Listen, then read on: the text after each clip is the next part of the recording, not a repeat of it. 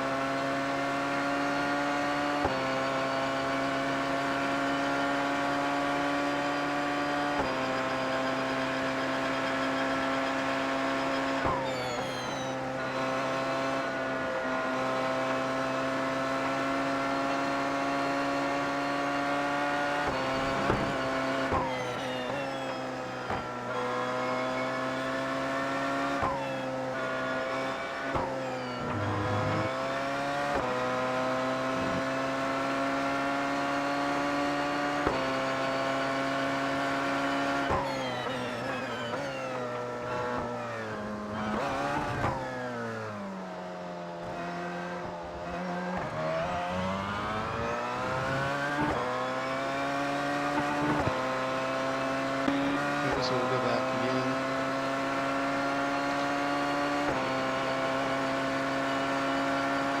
This part you want to set yourself up to the right, and you kind of want to turn early. Don't wait too long to turn right there. Then it'll set you up good for this corner and you won't go wide. These corners are fairly straightforward.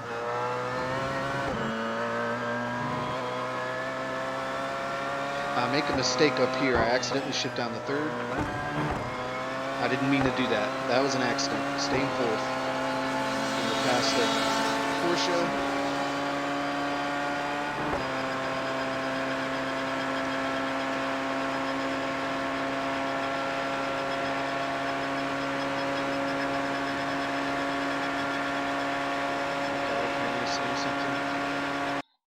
So slow this down for breaking point here. I basically try to aim for right in between both this 100 meter sign and this yellow mark here on the wall. Or at least that's what I tell myself here. That's what I'm aiming for, right in between those.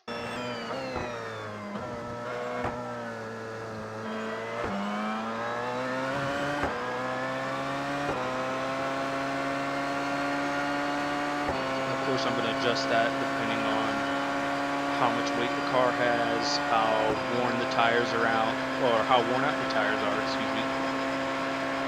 That kind of thing is what I'm basically paying attention for, but that's my braking zone. There you can see I'm braking right before the 100-meter mark. Almost basically right at it. I don't like to carry too much heat into this corner or speed because this turn-in feels a lot sharper than the first one.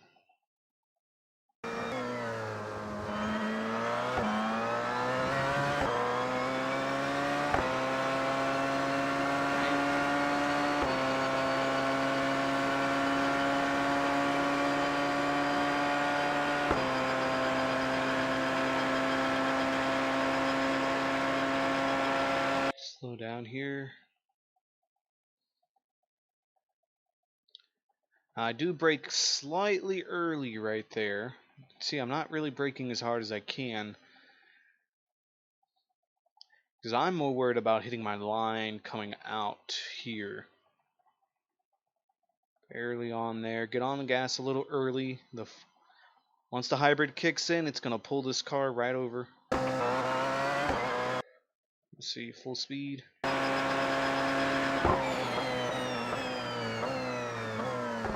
I could have braked a little earlier, or a little later, excuse me. Typically I like to brake maybe just past this white line, just past where this rumble strip starts. This one I was trying to get a really good launch off of there, that's why I broke a little earlier. Turned out it worked out okay.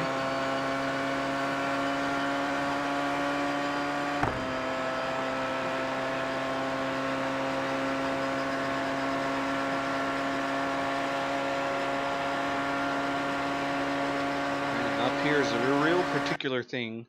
I like to brake, shift down the 6th, then kind of maintain here. Then once I get into the straight line again, now I got on a little early right there, and that's okay. But once it starts straightening out again is when I like to hit the brakes again to slow down for the rest of them. I figured once I start braking mid-corner, about right here, it's too early. The car starts getting loose once you leave. I've learned I've got to hold off just a little bit longer till where it starts straightening out, and then I can go ahead and get hard on the brakes. Right there, I'm at the corner, real good. Here, don't be afraid to go a little wide. It'll be okay.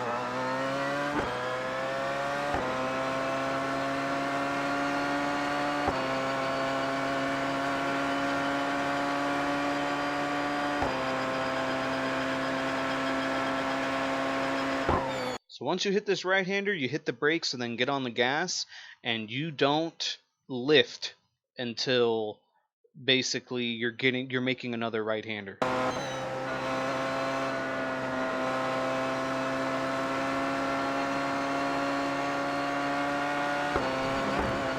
that? And I'm gonna brake going into here. This one's real key. You want to stay as far to the right as you can and then come in. This way you don't really go wide, which I do a little bit. So I could have gone a little bit more to the right, and I start understeering. The key trick here is if you can keep 2 tires on this rumble strip, you're not going to get the black flag. So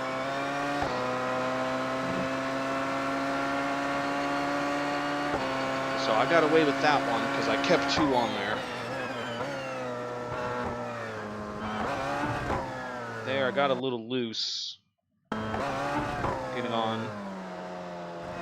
And typically what I like to do instead of getting loose right there is I like to keep the car straight and turn a little earlier so that I clip this curb, but I'll go ahead and let the car go a little wide on the next one. Again, typically I'd want to pull in a little closer, but I went ahead and recorded this one since this was my fastest lap and the session's almost over here. So I won't try to hit that one too hard, but I'll go ahead and go wide because we can touch this green, and the green is pretty stable. The car won't get loose.